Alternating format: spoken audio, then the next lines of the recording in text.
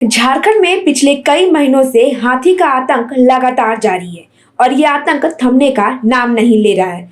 बता दें कि पिछले कई महीनों में हाथी के हमले से कई लोगों की जानें चली गई, कई लोगों ने अपनों को खो दिया। इसके साथ ही कई किसानों के घर टूट गए, फसलों को रौंद दिया गया, फसलें बर्बाद हो गई, जिसके बाद किसान परेशान हो गए थे, मायूस हो गए थे। वहीं आपको बताएं कि आज सुबह राजधानी रांची के हटिया हवाई नगर इलाके में उस समय अफरा तफरी मच गई जब जंगली हाथी सड़क पर घूमता हुआ नजर आया। बता दें कि सुबह की रोजमर्रा की भागदौड़ के बीच जब अचानक हाथी को लोगों ने देखा तो कई लोग सहम गए, डर गए और हाथी के डर से इधर उधर भागने लगे। जिसके बाद कुछ स्थानीय लोगों ने हिम्मत जुटाई और फिर इसकी सूचना, हाथी के सड़कों पर घूमने की सूचना पुलिस और वन विभाग को दी गई। वहीं थोड़ी ही देर में वन विभाग की टीम और पुलिस मौके पर पहुंची और हाथी को सुरक्षित तरीके से जंगल की ओर खदेड़ने में भगाने की कोशिश करने लगे। अधिकारियों ने लोगों से बार बार अपील भी की कि वो हाथी के आसपास ना आए और उनसे दूरी बनाए रखें। इसके साथ ही आपको बताएं तो ये कोई पहली घटना नहीं है। इससे पहले भी रातू क्षेत्र में एक जंगली हाथी रिहायशी इलाके में घूमता हुआ नजर आया, वो जिसके बाद वन विभाग को इसकी सूचना मिली थी और वन विभाग की काफी मशक्कत के बाद उसे जंगल की ओर खदेड़ा गया। लेकिन सवाल ये उठता है कि आखिर हाथी बार बार शहरों की ओर क्यों आ जा रहा है। वन विभाग के अधिकारियों का कहना है कि जंगलों में भोजन और पानी की कमी हो रही और तेजी से शहरीकरण हो रहा है। अवैध खनन, पेड़ों की कटाई होने की वजह से मजबूरन हाथी को शहरी क्षेत्र में आना पड़ रहा है, क्योंकि उनकी रहने की जगह धीरे धीरे कम होते जा रही है। अवैध तरीके से लोग जो है वो जंगलों की कटाई कर रहे हैं, जिस वजह से जो जंगल है, वो जंगल का जो क्षेत्र है वो कम होता हुआ नजर आ रहा है। इस वजह से हाथी जो है वो शहर की ओर का रुख कर रहे हैं। बता दें कि हाथी का मुद्दा हाल में ही विधानसभा के बजट सत्र में भी उठा था और जोरदार तरीके से उठा। मांडू विधायक निर्मल महतो ने किसानों की समस्या को प्रमुखता से सदन में उठाया और उन्होंने कहा कि रामगढ़ जिले में धान की खरीद की प्रक्रिया जो है वो सुचारू रूप से नहीं चल रही है, जिसकी वजह से किसानों पर आर्थिक संकट गहराता हुआ नजर आ रहा है। इसके साथ ही उन्होंने कहा कि जंगली हाथी कई किसानों को नुकसान हुआ है, कई लोगों के घर टूट गए, फसलें बर्बाद हो गई। इसके साथ ही कई लोगों की जान भी जा चुकी है और ये जो नुकसान हो रहा है उसका मुआवजा दिया जाए। उन्होंने कहा कि जो मुआवजा की राशि है उसे बढ़ा दिया जाए और बढ़ा करके 20 लाख रुपए कर दिया जाए, ताकि जिन परिवारों ने अपनों को खोया है या उनकी संपत्ति नष्ट हुई है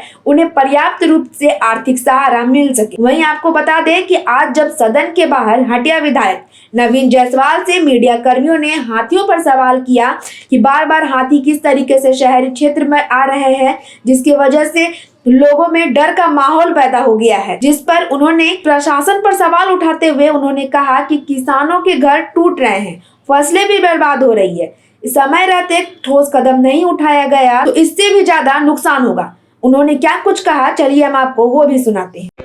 जान माल की क्षति को रोकने का किसानों का घर तोड़ा जा रहा है, उसके चलते फसल नुकसान हो रहा है। तो कहीं ना कहीं आज जो प्रशासन को काम करना चाहिए था उसकी नाकामी के चलते ये देखने को मिल रहा है। मैं मांग करता हूं सरकार से और वन विभाग से कि इस पर तुरंत एक्शन में आए ताकि किसी की जान नहीं जाए और उनकी क्षति से भी रोका जा सके। इस पर तिवारी महतो ने भी कहा है कि अवैध खनन और जंगलों की कटाई से हाथियों के सड़क पर आने की वजह बनती जा रही है। तो विधायक तिवारी महतो ने क्या कुछ कहा है, हम आपको वो भी सुनाते हैं। जो व्यवस्था है पूरा तरह से फेल है, चाहे वो हाथी का हो या मनुष्य का हो, या लगातार घटना दुर्घटना बढ़ रहा है। और आप लोग अभी देख रहे हैं कि हाथी लोग जो जंगल में रहने के लिए पहले भी सरकार को बोले, लेकिन सरकार अभी तक, जो हम मुख्यमंत्री जी भी बात को रखे हैं कि हम समझते हैं कि अवैध खनन होने के कारण वहाँ पे हाथी लोग जंगल में ना रहकर टोन में, आप देखिए यहाँ पे रांची में पहुँच गया है, तो समझ सकते हैं कि कितना बड़ा पैमाने पे अवैध खनन हो रहा है। आप जंगल में जाइए तो जंगल पूरा कट रहा है, बिना एनओसी का खदान चल रहा है। तो आप लोग पूरा सरकार फेल्योर है और ख़ास करके हेमंत सोरेन के तमाम मंत्री लोग पूर्ण में भी बोले हैं कि सरकार अपना घमंड में चूर है। तो सुना आपने किस तरीके से विधायक तिवारी महतो कह रहे हैं कि अवैध खनन और जंगलों की कटाई होने से हाथी के रहने के लिए जगह ही नहीं बची है।